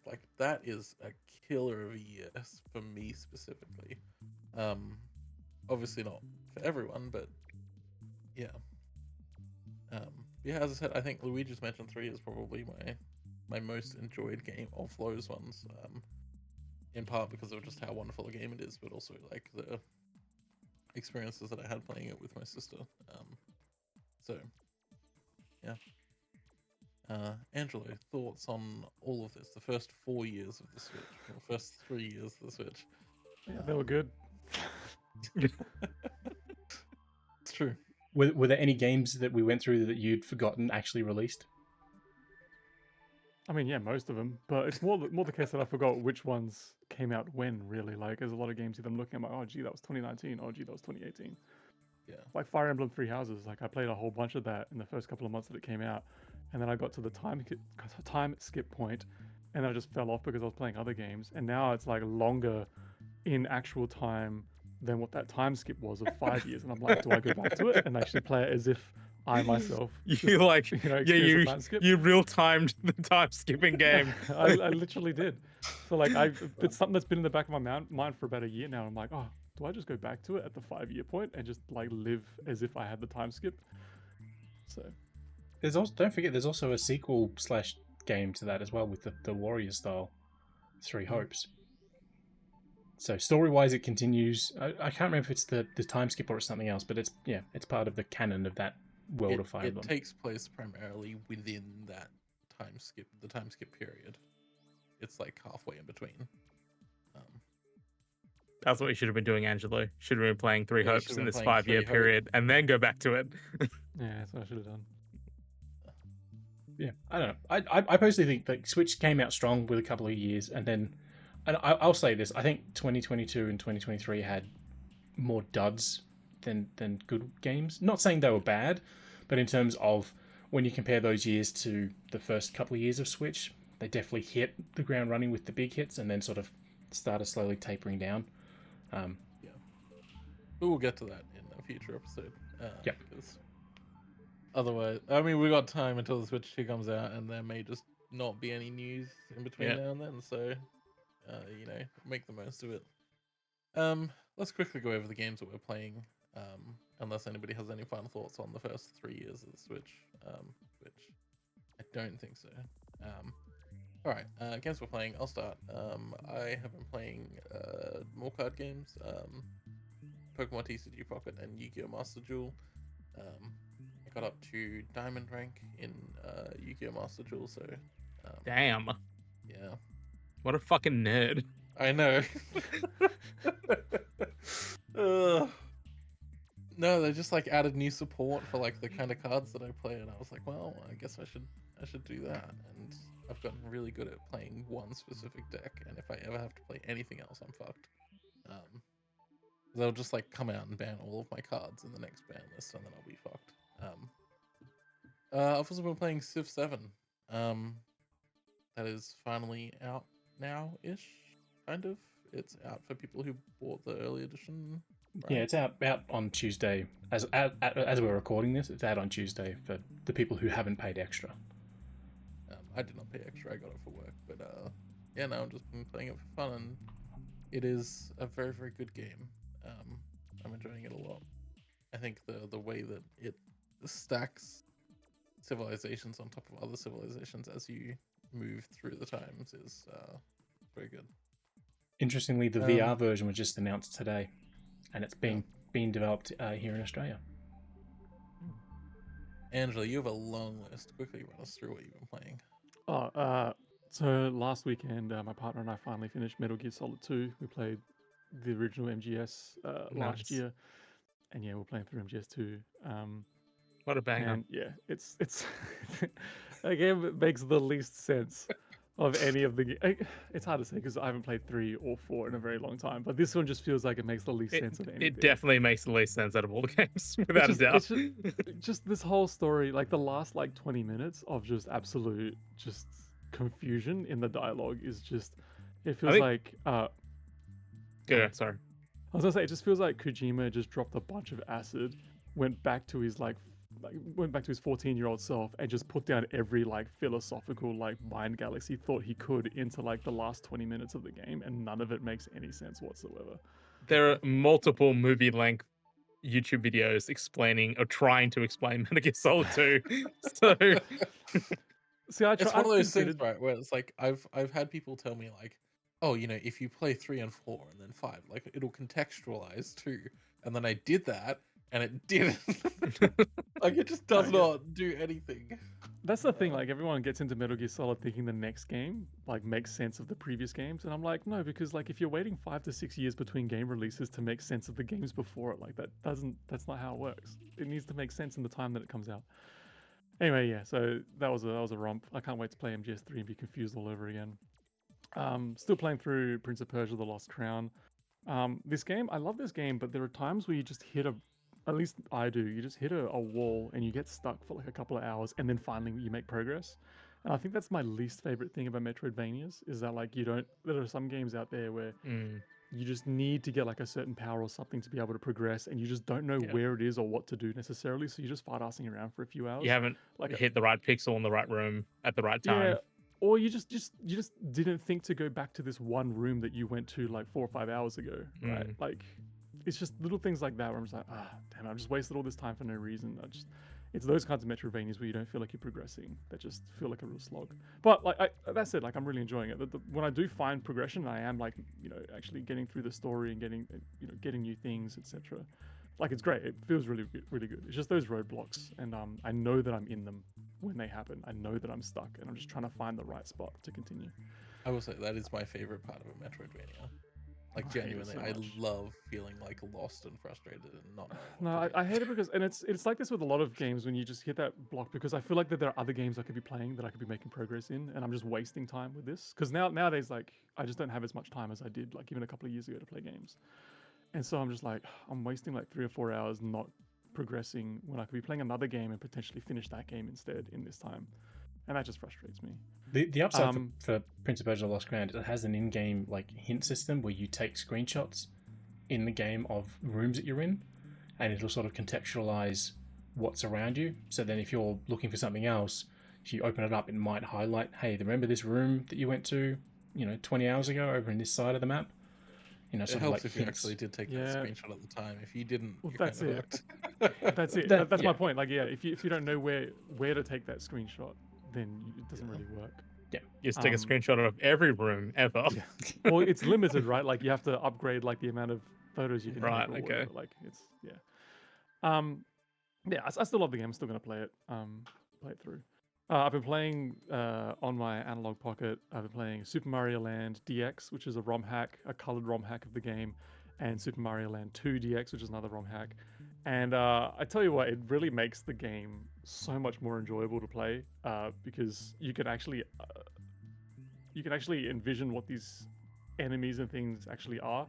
Like, I don't know if you guys have played Super Mario Land on the Game Boy, but it makes no sense. Like, out of all the Mario games, it's the most bonkers. Like, it doesn't fit with anything. Like, the first level, there are pyramids in the background, and then pyramids come back a few levels later when you actually like fight some sphinxes and giant spiders and things like that. And the Goombas look nothing like Goombas, and there are these weird bunny things that hop around, and then bees that throw spears at you. None of the game makes any sense whatsoever, and none of the music. I feel like is Mario someone made it as a different game, and then Nintendo was like, "But what about Mario?" And they just did it. I genuinely think it's just because it was a smaller screen, a smaller form factor. They just didn't figure out how to make good platformers at the time.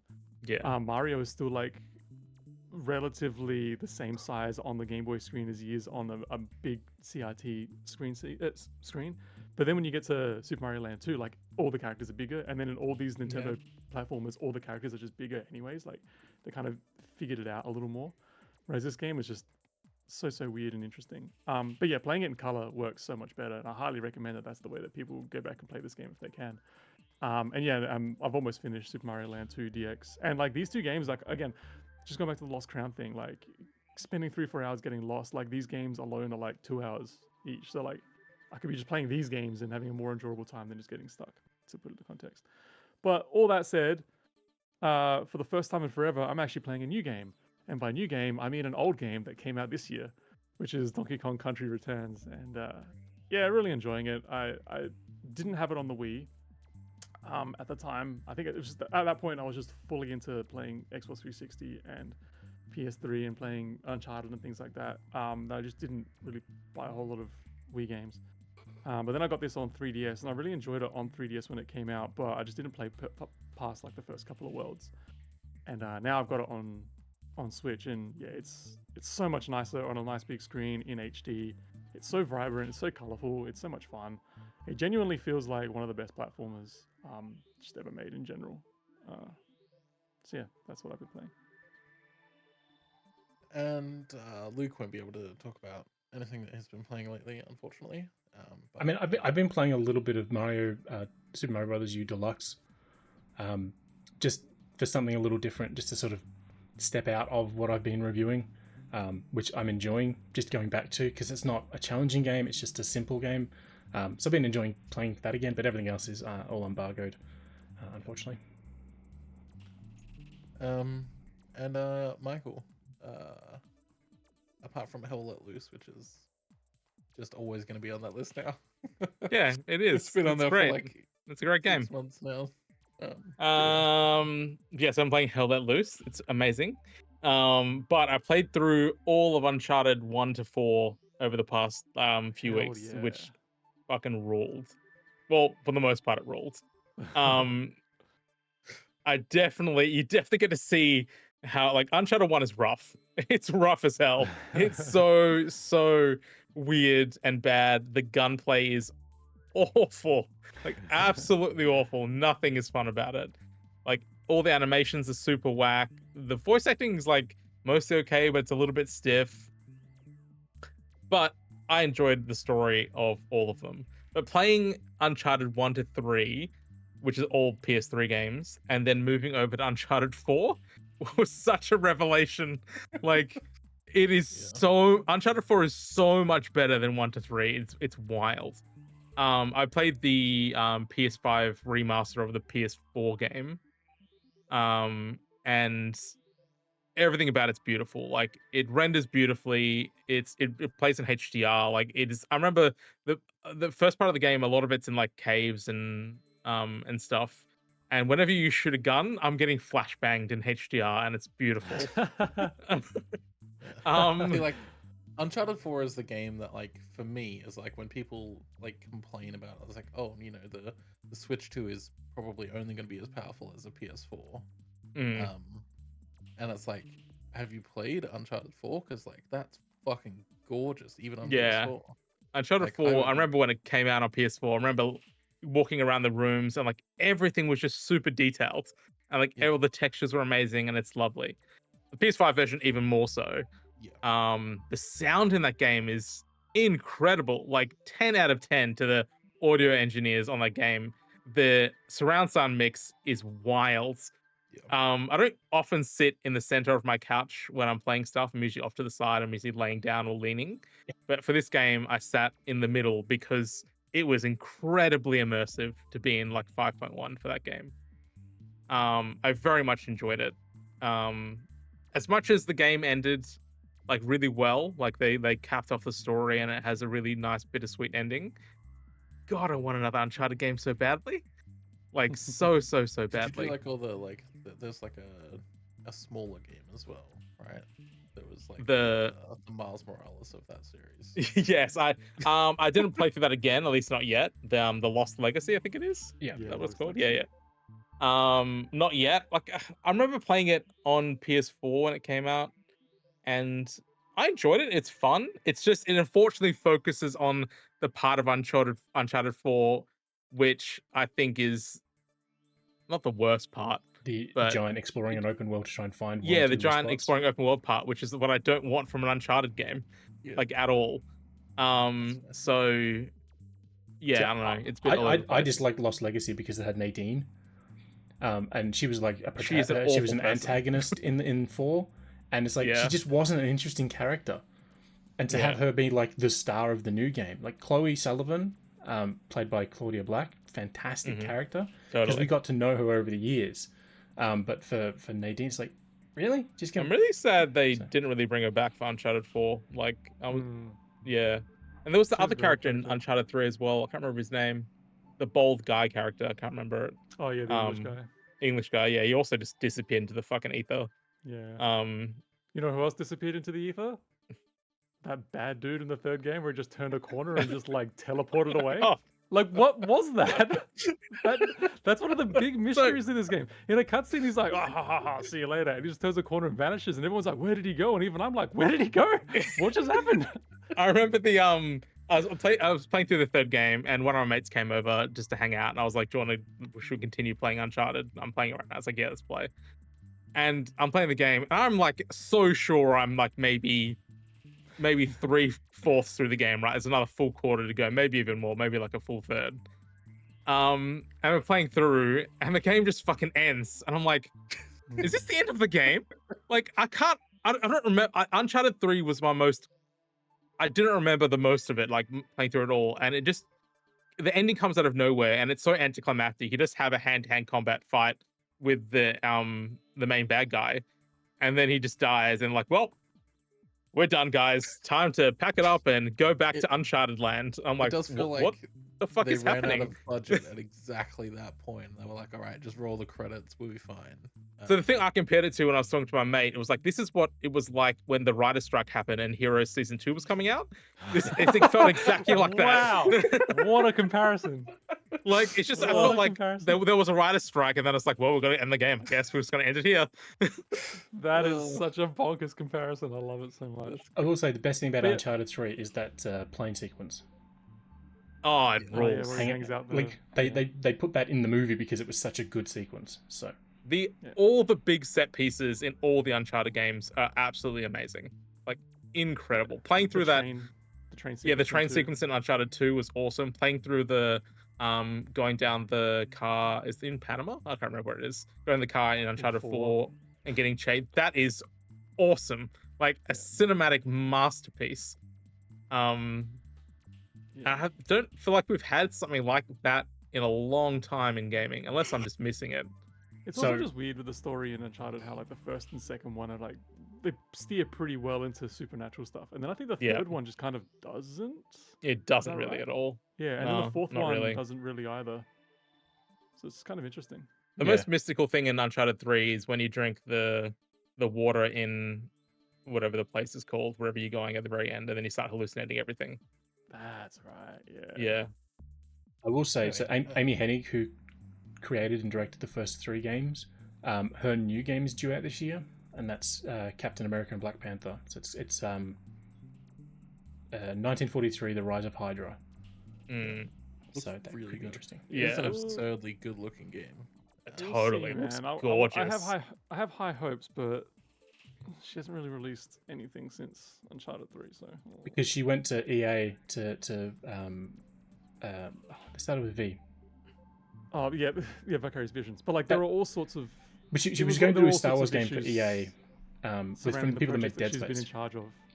There's been a lot of issues with the games that she's been in charge of over the years. A lot of cancellation and stuff. So I'm just kind of like, we'll see how this one goes. Yeah, this one thankfully she's been given time, so hopefully that equates to something good. But at the Yeah. same time, they're She also had making a Star Wars too, game. and that looked, yeah, she had a Star Wars game, and that seemed kind of cool. And then it ended up kind of looking like, what's the name of the most recent one Outlaws. again? Yeah, it ended up looking like Outlaws anyway. So Yeah, it's Project Rat Bag or Rat Tag or something like yeah, that. It was Rat Bag. called. But again, that was done through again, it's an EA studio. Started with V. They made Dead Space, and EA just shuttered that studio, and so she left EA and she ended up at Skydance New Media. That's where she's been since then. So, Anyway, Uncharted rules. If you've not played Uncharted, play it. Like, playing through the first 3 is rough as hell, but it's totally worth it for the 4th game. All right. Moving on to 20 questions. I did not expect we would spend so much time talking about Uncharted.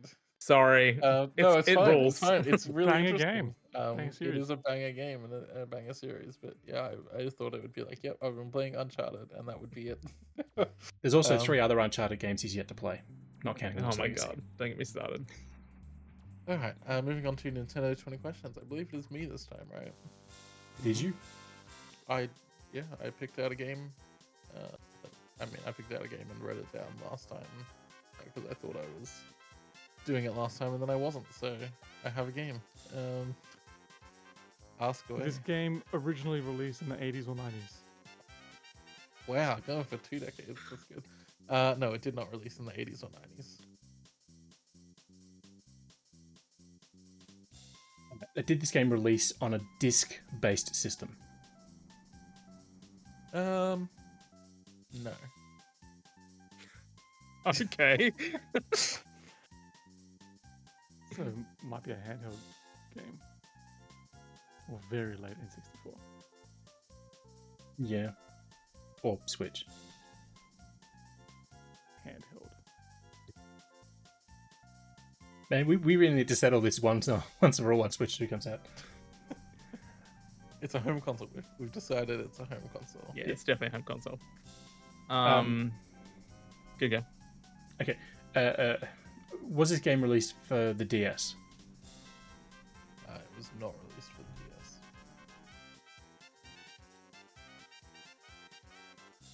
Or was this game released on a home console? This game was released on a home console. Okay, so it's either 64 or Switch. Or Yeah. maybe a Wii or Wii U. You seemed really unsure if it came out on a disc-based console. So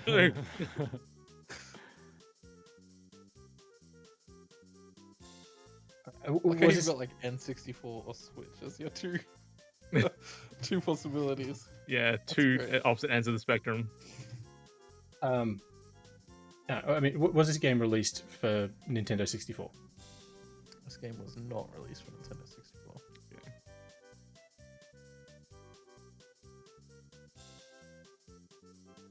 Does this game feature multiplayer? The game does feature multiplayer.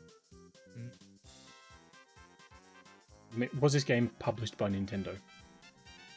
No, it was not published by Nintendo.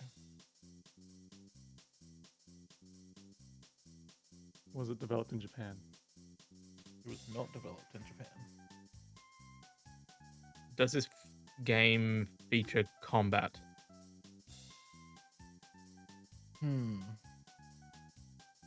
That's... I'm gonna say no. No, it does not feature combat. Okay.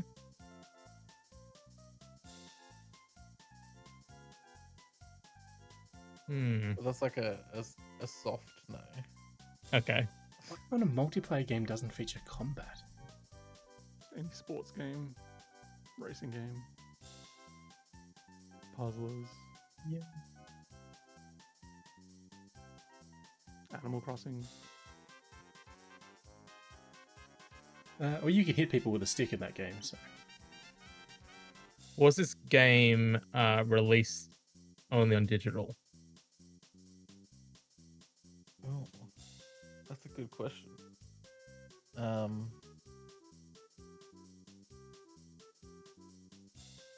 me Google that quickly.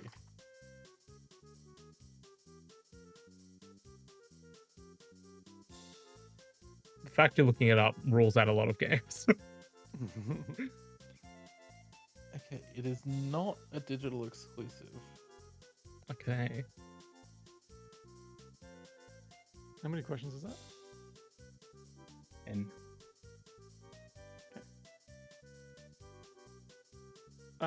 Does this game have recognizable Nintendo characters? It does not.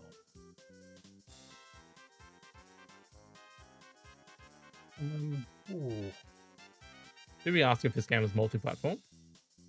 no, we didn't. Is this game multi-platform? It is multi-platform. Okay. Which, by the way, is why I hesitated on. Was this Yeah, released that's on a why I disc-based asked the console? question. It was like, yes, it was, but that's not really relevant to what we're talking about here.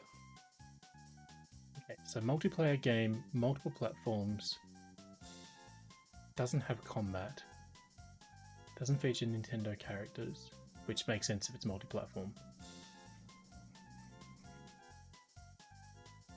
I'm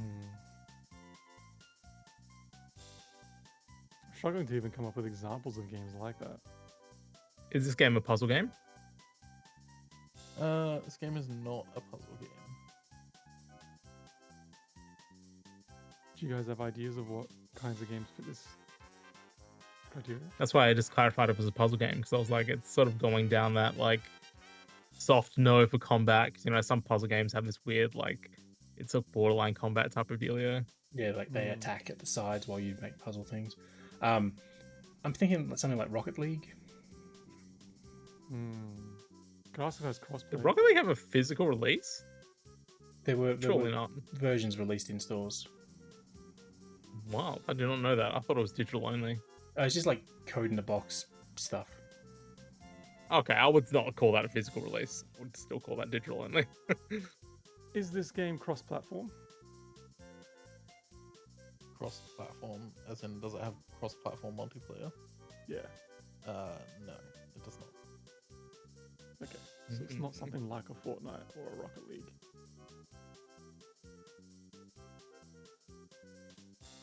But it's multiplayer.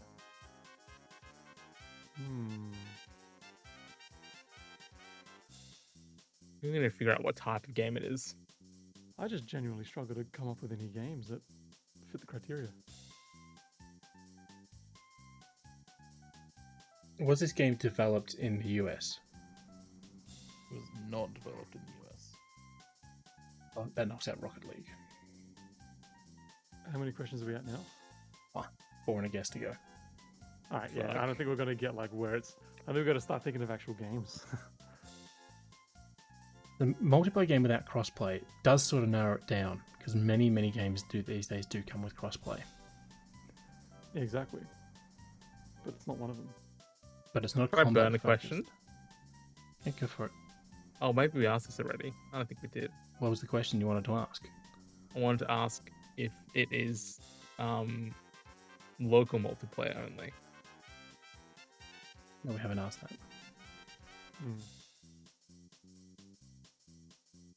Do I have permission from the class? Yeah. Oh, yeah, you go for it. Is this game local multiplayer, like only? It is local multiplayer only. Okay. So Okay. is it an indie game in that case? Is it a question Potentially. you're asking, or are you just discussing? No, we're just discussing. Is it interesting? God, that makes it so much harder. So it could be something like a screen cheat. Oh no, that's a combat-based game. It's some type of like co-op game that doesn't have combat. Yeah, okay.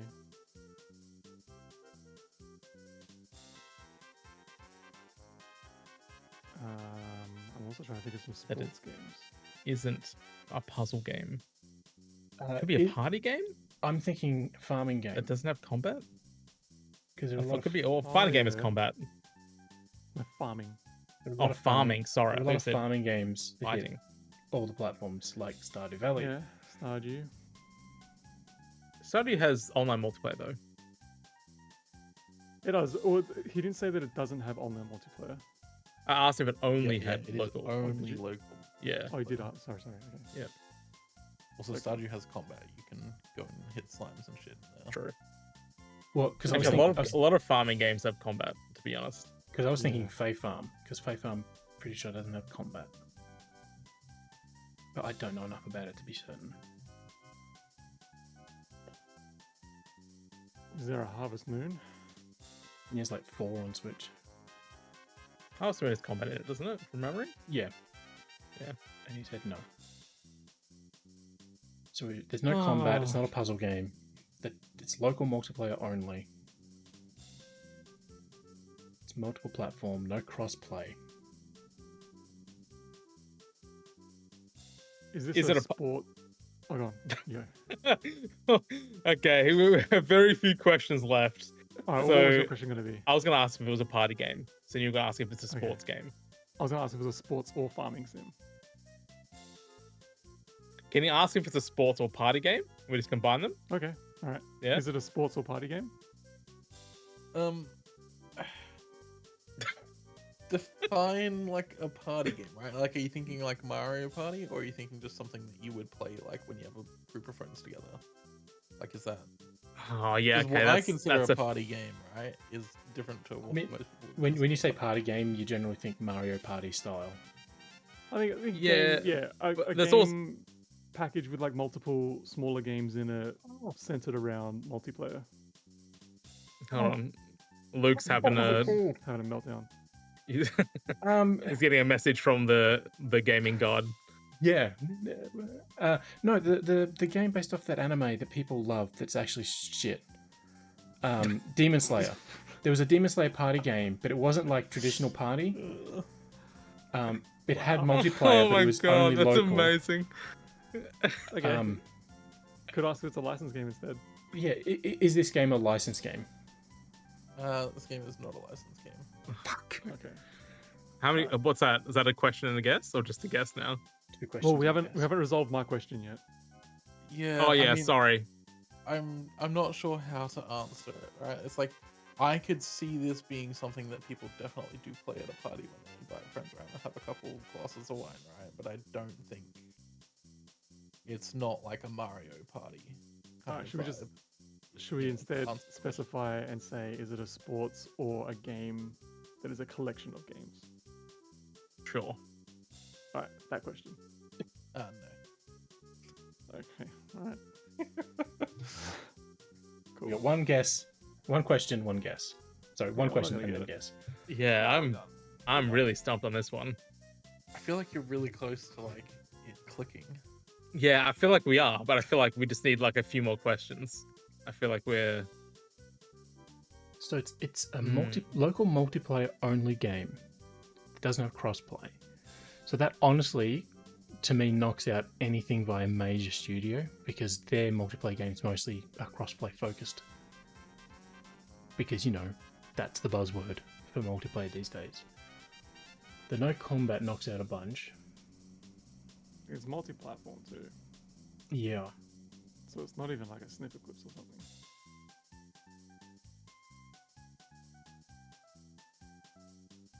Games have I got it there? Hmm. Can't see 'em.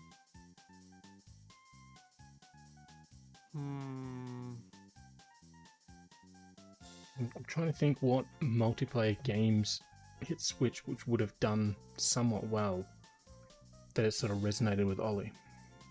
I was thinking maybe something like, but I would classify this as like a party game, something like an Overcooked. Mm-hmm. But I think that also has online multiplayer now. At least the Overcooked? latest, like all you can eat, whatever the fuck it's called. Yeah, but Overcooked 1 didn't, I think. It didn't know. Could ask if it's that. Could ask about could ask about perspective if it's like isometric or top down or platformer.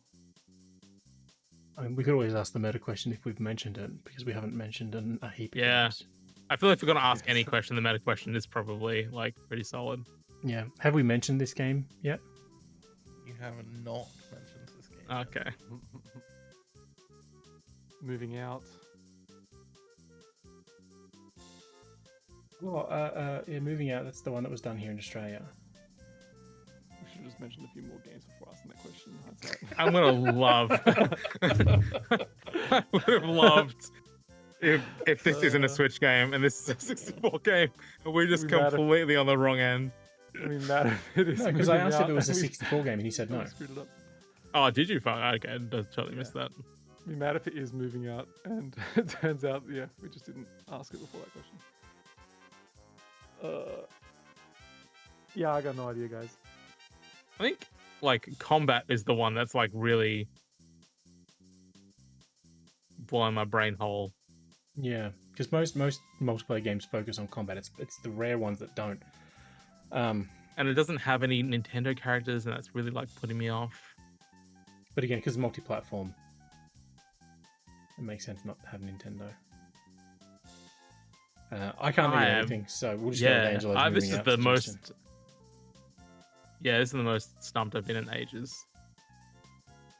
All right, is it moving out? Alrighty. Released in 2020 on PC, Nintendo Switch, PS4, and Xbox One. It was co-developed by Swedish studio DevM Games and Australian developer SMG Studio. It is moving out. Yeah. You had asked You gotta that. be kidding me. Oh One- my god. You had said moving out one question earlier. You could have gotten that. Holy Um, crap! That is insane. That is why I It's didn't so know. funny to me. So funny to me that you like said, Absolute- "Oh, have we mentioned Oh. this?" And I said no, and then immediately afterwards you're like, Oh, "Oh, no. moving out." It's like, Absolute That is Hail Mary amazing. throw right What now. a win! I am mind blown by that. that Ah, was good. truly incredible. Good Just episode. like good the- episode. Yeah, that Like, was a good one. last I've second clutch. Maybe it's this thing. Who not been cares? stumped by a game in a long time, and that Yeah. really like stumped me.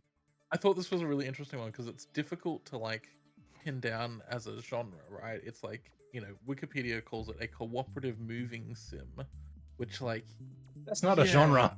I guess it's not really a I'm genre. trying to think if I would classify this as a party game. That's Yeah, the thing, no, right? look, Is yeah, like I maybe. if I was like hanging out with friends at a party and it's like, oh yeah, there Mm. are a couple of us and we play moving out, like that would be sure, but like it's not something like I would go to a party to do. Like if somebody said, oh, we're playing Mario Party and inviting a bunch of people around, like that would be, that's No, a party, I think right? I think I did misdefine the genre. I think that does count as a party game because like it's not like, oh, we're playing this one game and then no one else can play. It's like, oh no, we can play and then people can take turns. So it's something like, even Overcooked or or mean, whatever like Mario that. Party Overcooked I would would fall into the definitely micro, classify as a party game. into the without a doubt. mini game sort of style of party game. Yeah, I think mini game party games probably its own little subgenre, but I think it all falls under a party game kind of umbrella. Like even Mario Kart to an extent could be considered a party game. Yeah. But yeah, as I said, like it's a very difficult one to define. So I thought it would be, and because it's Australian and Swedish developed, I didn't think you would narrow down who could have developed it either. So yeah, I thought Don't it was ask one me that... how. Don't ask me how Moving Out just popped in my fucking head. Like it just. Also, I looked it up, and Moving Out got a physical release in the US and Japan, but not Australia or Europe, from what I Yeah, can see. right. That I'm actually may sort of not glad be you true. didn't mention it until after, because I feel like if you did mention it beforehand and you said we have mentioned the game, I don't think we Yeah. would have chosen Moving Out, to be honest. Yeah. Yeah, Moving Out was like, you're like, I guess we'll fucking guess this. We have nothing Yeah. else. No. It was the Hail Mary, and I'm really surprised that you got it. I'm glad that you did. That was really well That was done. funny. That was good. Alrighty, and with that, that about wraps up this episode of the Vookcast. Be sure to visit the site www.vooks.net for all your Nintendo news, reviews, and everything in between. To keep up to date, follow the site on Blue Sky, which is at vooks.net. That is pretty much. I mean, we're still posting on Twitter and shit, but like nobody's reading it, so you know. Yeah, I'm gonna say it. go If to you're still on Blue Sky. Twitter, you're an awful person. Stop doing it. Yeah. Come at me, bro. January. I mean, like, did you see like Kanye West was Oh my sure god. doing some things on Twitter the other day? Someone posted a screenshot of like, this is Twitter now, and it was like Kanye, Elon, and like Donald Trump and like someone else just saying the most awful shit like all in a Yeah. row. It happened within like 15 minutes of each other, and Yeah, I'm like, but the- I'm out. But the bottom one was some tech bro posting about some new Bitcoin crap. crypto shit. Yeah. Oh yeah, it's the guy from Barstool Sports. What's his name? I Oh. can't remember his name. Anyway, yeah, get off Twitter. Join us over on Blue Sky. Anyway, you can also jump in the Discord, bit.ly/Vooks Discord, if you don't want to interact with people on Twitter and just want to interact with people who like Nintendo games and aren't going to try and sell you crypto. You can find all of our social information and links for all of the stories in this episode in the episode notes on whatever platform you're listening to. Thank you for tuning in, and we will see you in the next show.